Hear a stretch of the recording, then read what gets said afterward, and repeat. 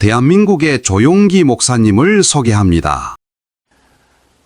오늘 주는 여러분과 함께 아브라함의 축복의 언약이라는 제목으로 은혜를 나누고자 하는 것입니다. 성경 말씀에는 아브라함을 우리 믿음의 조상이라고 말을 하고 있습니다. 그리고 아브라함과 같은 믿음을 가지는 사람은 아브라함과 함께 축복을 받는다. 그와 같이 말씀하고 있는 것입니다. 그러므로 아브라함의 생애를 살펴보고 그 믿음의 행실을 우리가 본받게 된다는 것은 대단히 가치 있는 일인 것입니다. 아브라함 당시에 가나안 땅에 전쟁이 있었습니다.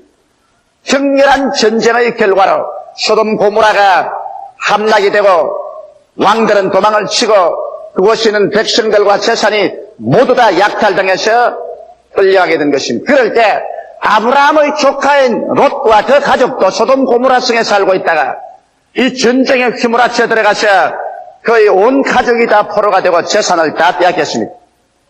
이 소식을 들은 아브라함은 자기의 집에서 기른 318명의 군대를 거느리고 하나님의 은총과 축복을 받아서 밤중에 적을 습격하게 된 것입니다. 전쟁에 이긴 적들은 밤중에 모여서 근하게 술을 먹고 취해서 설교하고 있을 때 일시에 습격을 해서 그들을 대파하고 그들의 군대를 진멸하고 아브라함은 소돔 고모라 성의 모든 백성들을 다 구출하고 그 재산을 다 회복시켜줄 뿐 아니라 롯과 그 가족들을 모두 다 구출해서 이기양양하게 고향 땅으로 돌아오게 된 것입니다. 그런데 아브라함이 고향 땅에 들어올 때 살렘 왕 멜기세덱이 떡을 가지고 또 포도주를 가지고 왔어요.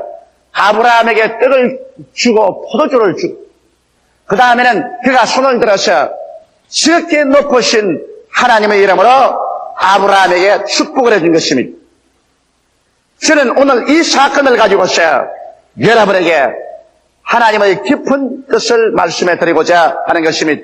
첫째로 아브라함이 떡과 포도주를 가지고서 멜기세덱에게 축복을 받은 것은 이미 심장합니다. 왜냐하면 성경은 멜기세덱은 하나님의 아들 예수 그리스도를 모형한다고 분명하게 말하고 있는 것입니다. 이러므로 아브라함에게 멜기세덱이 나와서 떡과 포도주를 주고 축복해 준 것은 바로 하나님의 아들 예수 그리스도께서 아브라함과 같은 믿음을 가진 우리들에게 당신의 깨어진 몸과 흘리신 피를 가지고 나와서 생명의 떡과 생명의 포도주로서 우리에게 주시며 축복해 주시고 축복의 언약을 맺는 것과 똑같은 사실인 것입니다. 이러므로 하나님께서 멜기세덱 하나님의 대제사장을 통하여 아브라함에게 떡과 포도주를 주고 축복의 언약을 맺은 사건은 대단히 의미가 깊은 것입니다.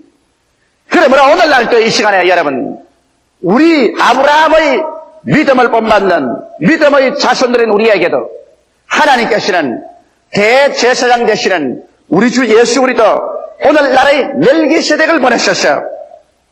이제는 손으로 빚은 떡이나 손으로 만든 포도주가 아니라 그리스도의 깨어진 몸과 흘리신 피를 가지고서 우리에게 가지고 와서 축복의 언약을 맺어주시는 것입니다. 그러면 도대체 아브라함은 멜기세덱으로부터 축복의 언약을 받고 축복을 받았지만 예수께서 오늘날 우리의 멜기세덱으로서 우리에게 그의 떡과 그의 포도주를 가지고 와서 축복해 주는 데는 어떠한 의미가 그 속에 포함되어 있을까요? 예수님께서는 친히 말씀하시기를 나는 하늘로부터 내려온 참된 만나라고 말했고 내 살은 참된 양식이요 내 피는 참된 음료라고 말하셨으며 내 살을 먹고 내 피를 마시는 자는 내 안에 거하고 나도 저 안에 가나니 내가 아버지로 말미암아 사는 것처럼 나를 먹는 자도 나로 말미암아 살리라고 말하셨으며 또 예수께서는 나를 먹지 않고 나를 마시지 않는 사람은 나와 상관이 없다고 말한 것입니다. 예수님께서는 2000년 전에 우리의 멜기세덱으로서 하늘 보좌와 그 영광을 떠나시고 이 땅에 오셔서 죄와 질병, 악마에게 눌리고 저주당하고 절망과 죽음에 흐르기는 우리들을 구출하시기 위해서 오신 것입니다.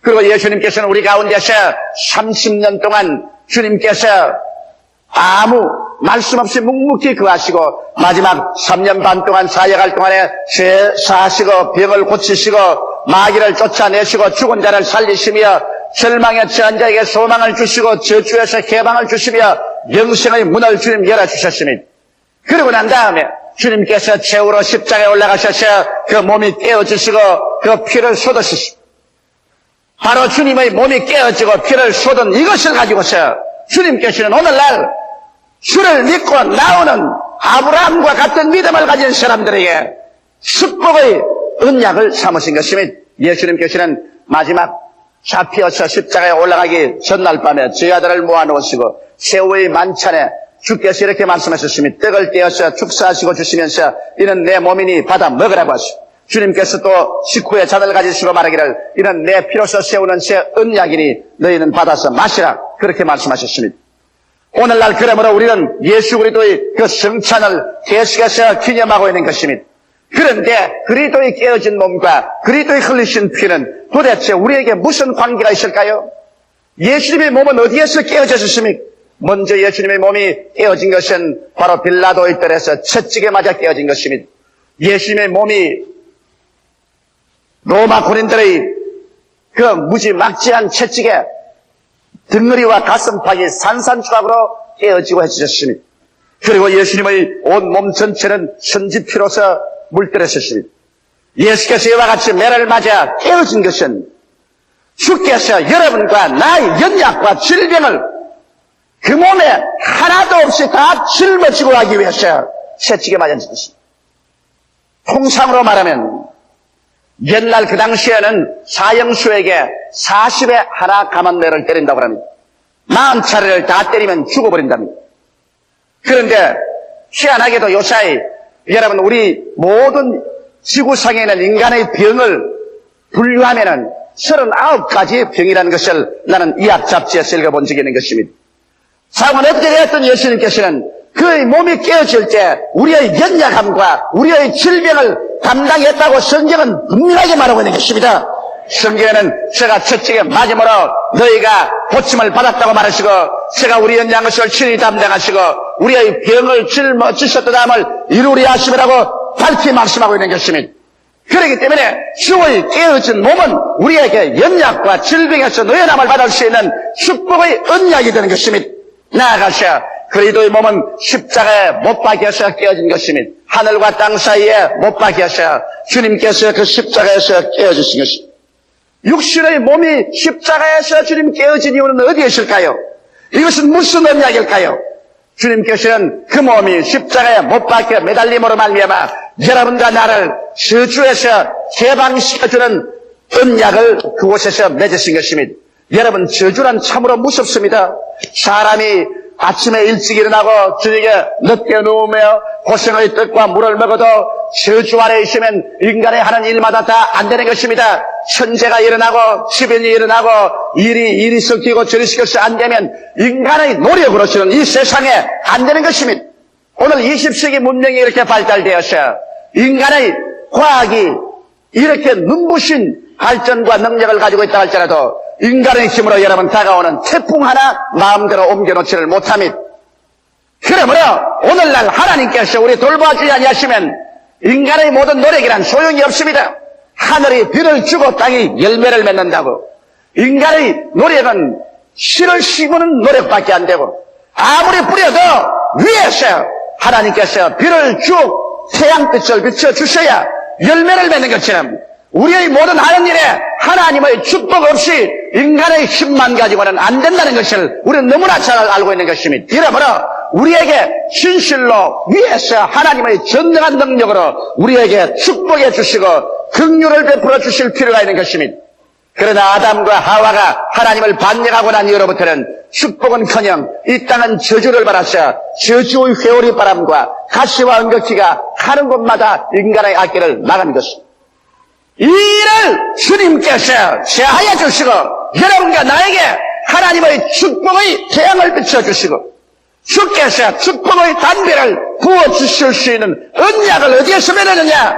예수님께서 십자가에 올라가셔 주께서 못 박힌 그래서 몸이 깨어진 그 자리에서 축복의 언약을 맺은 것입니다.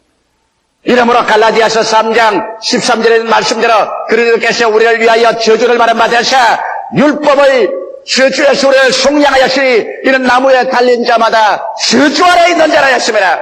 이는 그리스도 안에서 아브라함의 축복이 이방인에게 미치게 하고 믿음으로 말미암아 성령을 선물로 받게 하려고 하심으로 바로 멜기세덱이 아브라함에게 떡과 포도주를 주시고 축복하여 주었어. 사후에 아브라함이 하나님께 복을 받아 그는 거부가 되고 그는 거창한 사람이 된 것처럼 이와 같은 하나님의 축복과 은총을 하나님께서는 예수 그리스도를 통해서 여러분과 나에게 내려주기를 원하시는 것입니다. 이렇기 때문에 그리스도의 깨어진 몸은 우리의 치료뿐 아니라 우리를 저주에서 해방시켜 주시고 하나님의 축복을 주시게 되는 언약의 표시인 것을 우리가 알고 그리스도의 몸을 우리가 먹을 때 이 언약을 기억해야 되는 것입니다. 그뿐 아니라 그리스도는 피를 흘리셨습니다. 아브라함이 멜기세덱으로부터 포도주를 받은 것처럼 예수님은 피를 흘려서 여러분과 나에게 주신 것입니다. 그리스도의 피는 무엇일까요? 여러분 옛날부터 성경 말씀은 생명은 피에 있다고 말합니다. 예수님께서는 피를 흘리심으로 말미암아 육체의 생명을 우리에게 다 내놓았습니다. 그 피를 흘리고 그 육체의 생명을 주님께서 죽이심으로 말미암아 여러분과 나의 죄악을 우리의 사망을 우리의 지옥을 청산한 것입니다. 성경은 말씀하기를 죄의 값은 사망이라고 말한 것입니다. 그래서 죄값으로 말미암아 하나님께 쫓겨나고 사망의 영원한 저수인 지옥으로 떨어질 수밖에 없는 우리들을 위해서 예수님께서 당신의 생명의 피를 다 쏟아서 제단에 제물로 얹어놓음으로 말미암아 여러분과 나의 과거의 죄와 현재의 죄와 미래의 죄와 영원한 불의를 다 주께서 청산하시고 예수 그리스도의 그 십자가 보혈의 언약을 받아들임으로 말미암아 하나님 앞에 부끄럼 없이 설 수 있는 자격을 얻고 마치 죄를 한 번도 안 지은 사람처럼 인정을 바라며 마귀의 참수를 벗어나셔 승리할 수 있도록 하기 위해서 주님께서 그 피를 흘려 주신 것입니다. 이러므로 예수 그리스도의 피는 여러분 말로서 다할 수 없고 개선할 수 없는 값진 것입니다. 이러기 때문에 주께서 오늘날 우리가 죄를 짓고 불의하며 수악하고 버림을 받아야 마땅함에도 불구하고 죄 지은 그대로 못난 그대로 빈손든 그대로 주 앞에 나올 때 주님께서 그 피로서 우리를 씻어주기를 원하심으로 말미암아 아브라함이 멜기세덱으로부터 떡과 포도주를 받고 그 다음 축복을 받은 것처럼 우리도 믿음으로 말미암아 예수 그리스도의 깨어진 몸을 받고 흘리신 피를 받고 난 다음에 주님 앞에 나갈 때 우리의 멜기세덱인 예수께서 오늘날 여러분과 나에게 축복해 주시는 것입니다. 우리 인류들이 하나님 앞에서 축복받을 수 있는 가장 위대한 은총의 근거가 바로 그리스도의 깨어진 몸과 흘리신 피인 것입니다. 이것은 종교 아닙니다. 철학도 아닙니다. 어떠한 의식도 아닌 것입니다. 이것은 진실로 하늘에서 내려온 생명의 만나인 것입니다. 오랜 세월 동안 우리는 광야 같은 인생을 지나면서 저주받고 병들고 죄로서 하나님께 쫓겨나가고 영원한 지옥으로 멸망받고 있는 우리들에게 하나님께서 우리를 살리기 위해서 하늘에서 생명의 만나인 예수 그리스도를 주신 것입니다. 오늘날 우리는 이제 버림받은 자도 아니요 고아도 아닌 것입니다. 우리의 대제사장 멜기세덱이 여러분과 나를 불러서 우리에게 그의 깨어진 몸과 흘리신 피를 먹고 마시게 하심으로 말미암아 하나님과 언약 맺은 백성인 줄 알게 하시고 그 언약 위에 서서 하나님께 기도하고 하나님께 찬미하고 하나님께 감사하고 믿음으로 나갈 때 우리의 제사장 멜기세덱이 하나님의 보좌 옆에서 우리의 보정이 되셔서 우리를 위해서 기도해 주심으로 말미암아 하나님의 역사가 우리 가운데 나타나게 되는 것입니다. 이것이 어떻게 종교입니까? 이것이 어떻게 하나의 철학입니까?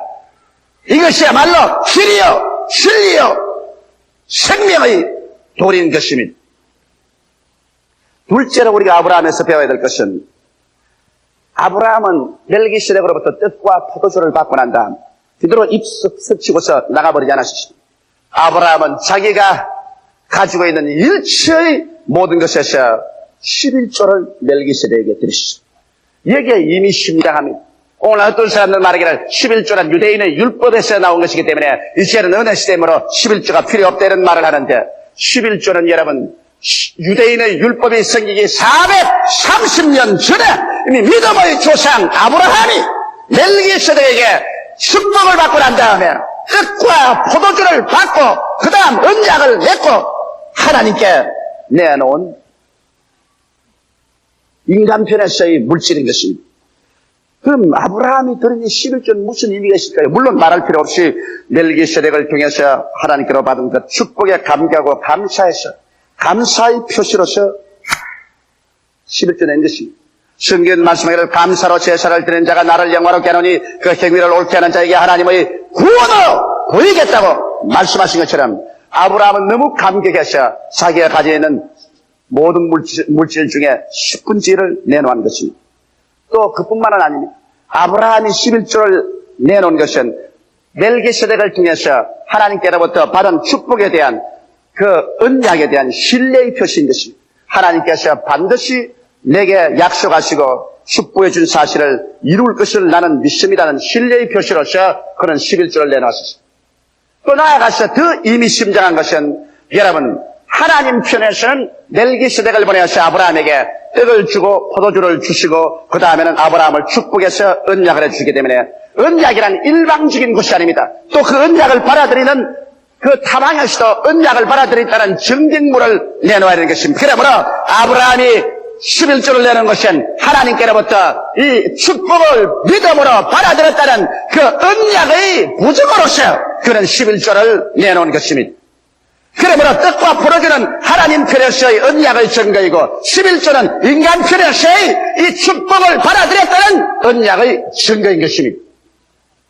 이러기 때문에 오늘날 11조를 내어도 좋고 안 내어도 좋다는 이런 정도의 것이 아닙니다. 11조라는 것은 예수 그리스도 우리의 대제사장 멜기세덱이 당신의 살을 깨어서 우리에게 주시고 몸에 피를 흘려서 우리에게 마시게 해주시고 그리고 하나님의 그 놀라운 축복을 우리에게 주셨는데 이것을 우리가 합법적으로 받아들였다는 그 증빙물로서 11조를 내놓는 것입니다. 그러므로 11조를 내놓지 않으면 하나님의 언약의 그 축복을 우리 인간편에서 받아들였다는 증거가 없어지고 마는 것입니다. 그렇기 때문에 여러분 성경 말씀 가운데 말라기에 보면 하나님께서 너가 나의 규례를 지키지 아니하므로 너의 온 나라가 저주를 받았다고 말한 것입니다. 왜? 주님께서는 우리에게 저주를 제하시고 죽음을 제하시고 축복을 주기로 하는데 그 하나님의 언약은 아브라함으로부터 주었는데 이것을 받아들이지 않은 증거가 어디냐? 성경에는 11조와 큰 불을 도둑질하기 때문이라고 말한 것입니다. 아브라함의 손자인 야곱이 고향 산천 떠나서 외아저씨 집으로 갈 때 밤에 자다가 하나님의 보좌를 보고 하나님 보좌에서 천사들이 오르락내리락하는 걸 보고 난 다음 아침에 깨어나서 자기가 베개 오전 그 돌에 기름을 붓고 기도할 때 하나님 내가 가는 길에 하나님이 먹을 것과 입을 것과 있을 곳을 주시면 그리고 또 나를 무사히 아버지 집으로 돌아오게 하면 내가 누운 이 자리가 하나님의 성전이 될 것이요 하나님께서 내게 주신 일체의 모든 것 중에 11조를 드리겠나이다고 말한 것입니다. 그러므로 11조는 무엇이냐? 하나님께서 내게 축복을 주시게 되는 언약에 대한 인간이 믿음으로 받아들였다는 약속이요 증빙물인 것입니다. 이것 없이는 하나님께서 약속한 축복이 우리에게 임할 수가 없는 것입니다. 오늘 그러기 때문에 주의 깨어진 몸과 흘리신 피를 우리가 먹고 마셨으면 여기에 대한 감사와 여기에 대한 신뢰와 그리고 하나님의 언약을 나는 확실히 받아들인다는 그 포증으로서 우리는 11조를 우리의 생활 속에 반드시 내야 되는 것입니다. 예수 그리스도의 신앙생활과 11조라는 것은 불가분의 관계인 것입니다. 우리의 멜기세덱인 예수 그리스도의 십자가의 그 보혈 공로와 우리가 그것을 믿고 믿었다는 증거로서 11조를 내는 것은 우리는 피할 수 없는 하나의 사건인 것입니다. 오늘 너무나 많은 사람들이 이 신앙 실수를 알지 못하기 때문에 그들의 생활 가운데 하나님의 약속하신 넘치는 축복을 받지 못하고 있는 것입니다. 셋째로 아브라함은 이렇게 하나님께 언약을 받고 그 다음 언약을 받았다는 증거로 11조를 드리고 나는 다음 즉시로 유혹이 다가온 것입니다. 소돔 왕이 아브라함에게 건의를 했습니다. 자, 당신이 나가서 전쟁하여서 우리 백성과 재물을 다 거두어 줬으니 백성만 내게 돌리고 재산은 당신 다 하시오 그렇게 말했습니다. 여러분 세상에 주는 부가 있고 천지와 만물을 지어주는 하나님이 주시는 부가 있습니다. 아브라함은 즉시로 그 자리에서 거부가 될 수 있었으나 그러나 그는 즉시로 분별했습니다. 이것은 하나님이 주시는 부가 아니라 세상이 주는 부다. 이것은 유혹이다. 나중에 이 재산을 주어서 부유하게 만들어놓고 난 다음에 소돔 고모라 쓰는 왕은 말하기를 내가 아브라함으로 부유하게 만들었지 하나님이 부유하게 만들지 않았다. 그렇게 말할 것이기 때문인 것입니다. 그러므로 아브라함은 손을 들어서 하나님께 언약에서 말하기를 천지의 대주제신 하나님께 내가 손을 들어 맹세하노니 나는 너에게 신들미 하나라도 받지 않겠다. 너는 나중에 네가 나를 부유하게 만들었다고 말할 것이 아니겠는가. 그러므로 나는 너희 재산이나 너희 백성들을 하나도 취하기를 원치 않으니 다 가져가라. 그래서 아브라함은 세상이 주는 부를 거부하고 천지의 주신 하나님께서 주시는 부를 주님 앞에서 기대한 것입니다. 아브라함은 자기의 생활 속에서 하나님을 자기의 삶의 절대적인 자원으로 삼고 부정적인 방법으로서 축제하여 자기 하나님을 불명예스럽게 하고 자기의 신앙도 상실한 일을 하지 않겠다고 부인한 것입니다. 여기에서 아브라함의 위대성이 있는 것입니다. 아브라함은 하나님과 축복의 언약을 맺은 이상 이제는 내가 무엇을 먹을까, 무엇을 입을까, 무엇을 마실까, 어떻게 살까를 하나님이 돌보아 주실 일이지 세상의 부정한 방법으로서 내가 부자가 되어서 그래서 세상의 손가락질 받는 사람이 되지 않겠다. 나는 하나님의 축복을 받겠다는 것입니다. 과연 하나님께서는 아브라함에게 축복을 주어서 그는 나중에 거부가 되고 은과 금이 풍부하고 짐승 때도 아주 많은 사람이 되고 마는 것입니다. 우리는 하나님께 언약됐고 이 세상에 사는 동안에 이와 같은 유혹을 물리쳐야 되는 것입니다. 세상에서 나오는 부귀는 그것을 받고 나면 그와 함께 도적질을 당하고 죽임을 당하고 멸망을 당하지만 하나님이 주시는 부는 그를 받고 난 다음에 여호와를 경외하고 성령에 충만하고 천국과 영생을 상실하지 않고 그대로 가질 수가 있는 것입니다. 넷째로 이제 아브라함의 받은 상급입니다.